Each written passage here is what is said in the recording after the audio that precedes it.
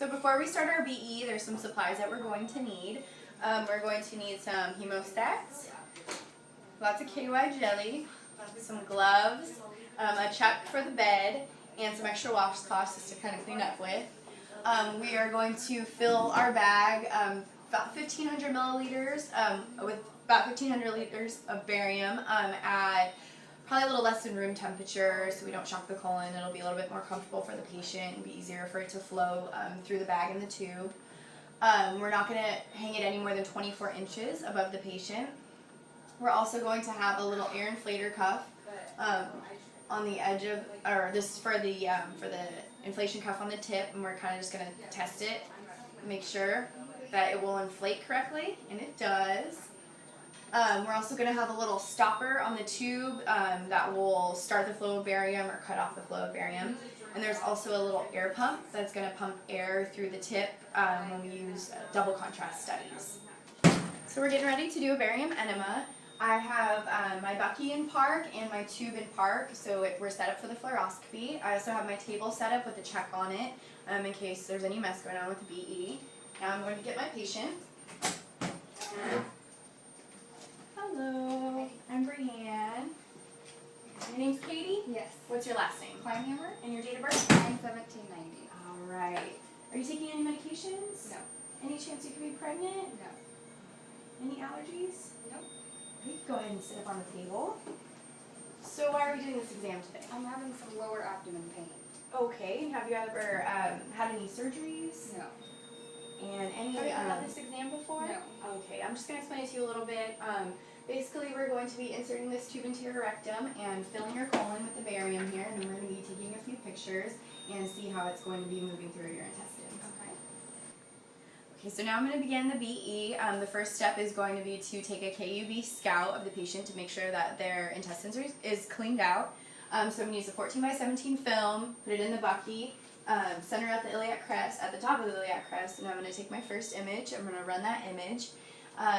Next, I'm going to put the patient into a Sims position so I can tip her. I'm going to have you roll onto your left side. Put your right leg over your left. At this point, I'm going to tip the patient. I'm going to insert the rectal tube 3 to 4 inches towards the belly button. I'm going to slightly inflate the cuff so it doesn't, so the tube won't fall out. Then I'm going to get the radiologist, and he may inflate the cuff more, and he's going to instruct me to begin the flow of barium. And at that point, he's going to take his overhead shots, and when he's finished with the fluoro, then I will begin my overheads. So now that the radiologist has finished with the fluoro, I'm going to do my overheads. This is all done with the tip still in the rectum, so I'm going to start out with an AP. We're going to center out the crest. Then I'm going to go into my AP axial, and it's going to have a 35 to 40 degree cephalic angle on that. And we're going to center out the as-is. From there, I'm going to have the patient roll into an RPO position, 45 degrees up, centered at the top of the crest. And from there, she's going to roll into an LPO position, 45 degrees, and we are going to center at the crest for that as well. Next, she's going to roll all the way up to her side for our left lateral image, and we are going to center at the as-is for that. From there, we're going to do our decube, so we're going to start with our left decube. The film is going to go in front of her here. We're going to shoot it cross table.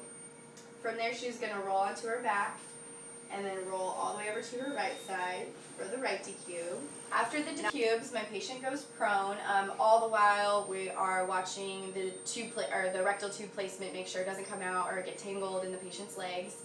So we're being very careful of that. Now my patient's prone, and we're going to shoot our cross table rectum. We're going to center at the greater trochanter, and right before I take the image, we're going to remove the tip and shoot the image quick for the cross table lateral rectum. And then we're going to have the patient evacuate the bowels. After that, we are going to have the patient supine, and we're going to take our regular KUB centered at the top of the crest, and that's it. So for our overhead images, our KUB is going to range anywhere from 90 to 110 on any of the images with barium. Our mass is going to be anywhere from 30 to 80. All of our films are going to be done on a 14 by 17 inch film, except for our cross table lateral rectum, which is going to be done on a 10 by 12. This is our AP KUB shot, our first film. This is done just to make sure that the bowels are clear, and this will be done with 80 KUB, typically maybe 20 to 40 mass. This next image is our PA with the tip inserted and the barium, obviously.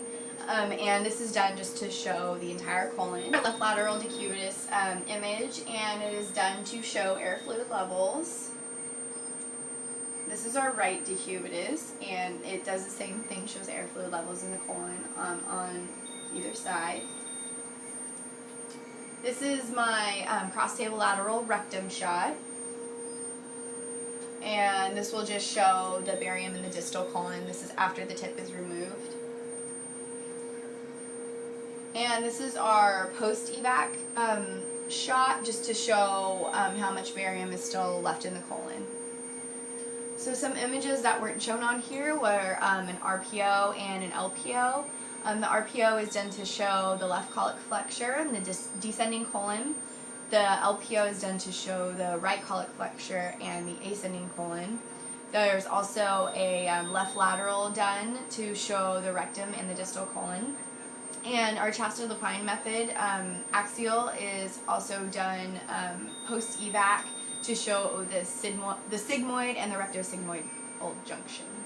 After I'm done with my overhead and before I let my patient go, I'm going to give them a few aftercare instructions. I'm going to instruct them to drink plenty of water throughout the day to flush out their barium, any barium that may be remaining in their bowel. Also, I'll let them know that this can cause constipation or discolor their stool. That's it.